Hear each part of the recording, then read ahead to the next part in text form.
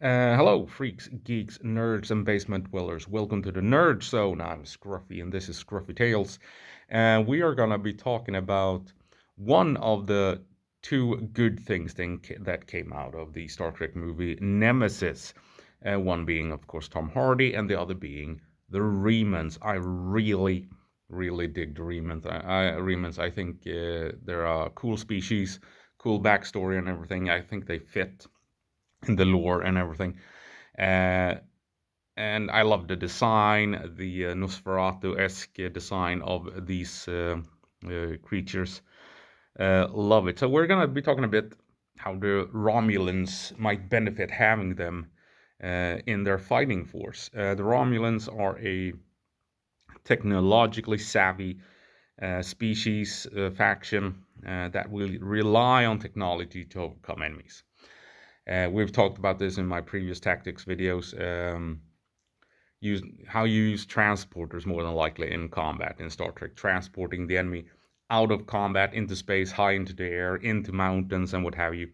Transporting in bombs, using transporters instead of artillery, so transport explosives onto the enemy, on top of the enemy, and everything. So once you pound shields and get shields out of the way, transporters get to work. That is how I envision the Romulans doing things. Why would they go in hand to hand when it can just transport an enemy into space, right? But as we've talked about before, talking about Klingons and Jem'Hadar, there are instances when hand-to-hand combat becomes necessity. There are multiple situations in Star Trek where you can't rely on technology, and it comes down to hand-to-hand fighting for various reasons. And here, the Romulans are at a disadvantage against Klingons and Jem'Hadar. And same thing goes for Cardassians, Starfleet, Bajorans, Gorn, and whatever. I think, well, Andorians, they do dabble in hand-to-hand, but not to the same extent.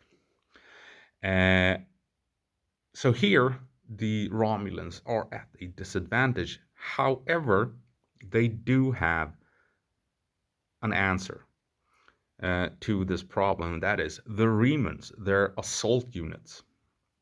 They're elite assault units that they can just push into hand-to-hand combat when so is needed and required, boarding vessels, assaulting space stations, and what have you.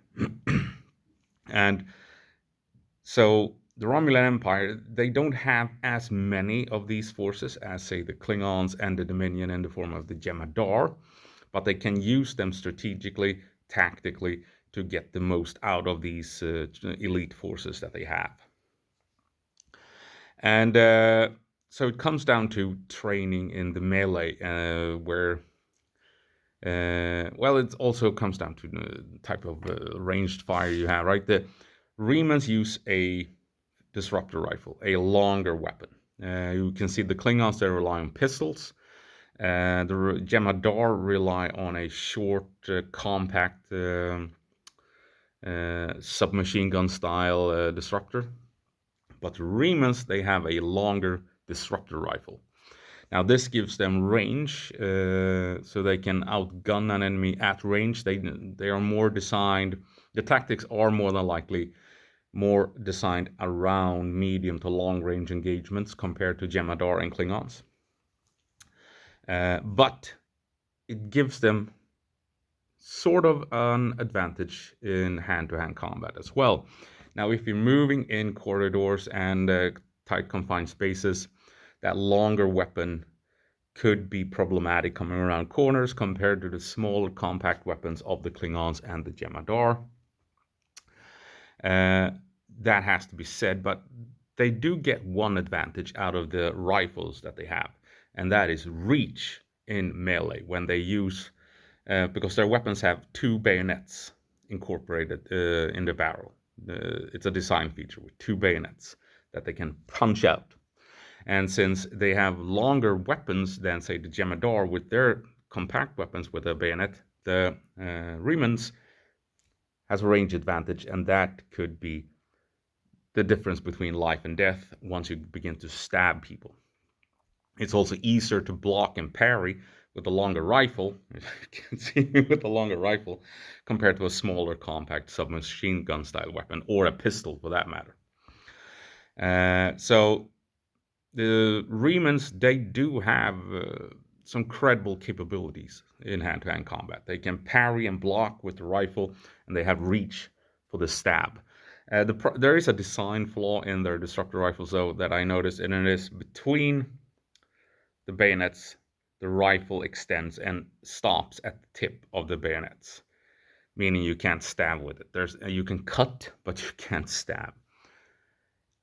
So head cannon, that forward barrel on their disruptor, I would remove it so that the bayonets extend beyond the firing prism, or whatever you want to call it, the end of the barrel, so you can actually utilize these two bladed attachments to stab with. Never mind that having two also makes it difficult to punch through armor or cloth or whatever. You need one, but anyway, they have two. It's a design feature, so let's stick with that. It's sci-fi after all. Where was I going with all of this?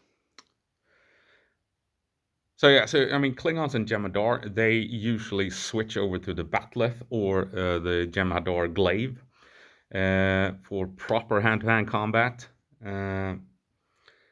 The Remans, they stick with the rifle. That might be why they've chosen the longer rifle instead of a smaller pistol. So they don't have to switch between weapons. They can use their rifle to block and parry instead of switching to the glaive or the Bat'leth. And they can use the bayonet, and they have reach that helps them. And we've seen in various YouTubers have proven this testing the Bat'leth. The Bat'leth has issues with stabbing weapons. So if you have a longer rifle, like the Remans have, they can be very effective against a Klingon that has Bat'leth. Unfortunately, if the Klingon is wearing full suit of armor, then you might have to go in for a grapple with your stabbing weapon, and that is where the Klingons then gain an advantage with the Bat'leth. That is where the Bat'leth comes into its own once the Klingon is covered in armor and can just go in, block and parry with every body, with every limb, and go in for a kill.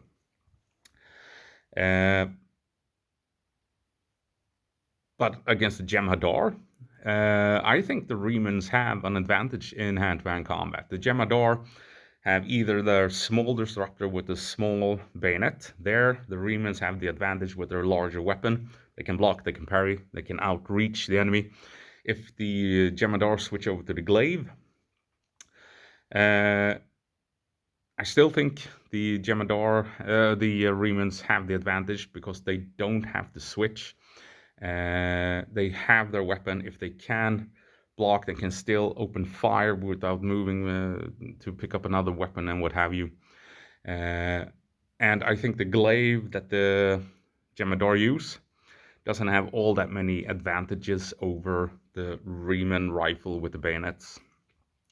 So I think in hand-to-hand combat, ignoring Jem'Hadar's ability to go stealth, the Remans have an advantage over the Jem'Hadar when it comes to grappling up close and personal melee. Going up against a Klingon, the Klingons have the advantage, I would say. The Klingons have an advantage over Jem'Hadar, and they have an advantage over Remans when it comes to point-blank melee fighting. And when it comes down to it between Jem'Hadar and the Remans will have an advantage over the Jem'Hadar. So I think that is also one of the reasons why it was so important to bring in the Romulans into the Dominion War. Not only because the big fleets, the fleets and the logistics and technology, that was by far more important, but bringing in the Remans allowed the Alliance to have a credible fighting force that could go up against the Jem'Hadar on the ground, on planets, on space stations. And you did not just have to rely on Klingons and Andorians and stuff like that. You could bring in this highly elite fighting force from the Romulans in the shape of the Remans that could go toe-to-toe with the Jem'Hadar and win those crucial ground combat engagements. And of course, going up against Starfleet, Starfleet shouldn't have any chance in hell against Klingons, Jem'Hadar, or Remans in hand-to-hand combat in those boarding actions. They just shouldn't. They don't have the same armor. They don't have the same weapons. They don't have the same training. But we're beyond 10 minutes here. In conclusion, the Remans, to my mind, are better equipped for hand-to-hand combat compared to Jem'Hadar. They can't defeat the Klingons as a rule, but as a rule, Remans should be able to defeat the Jem'Hadar.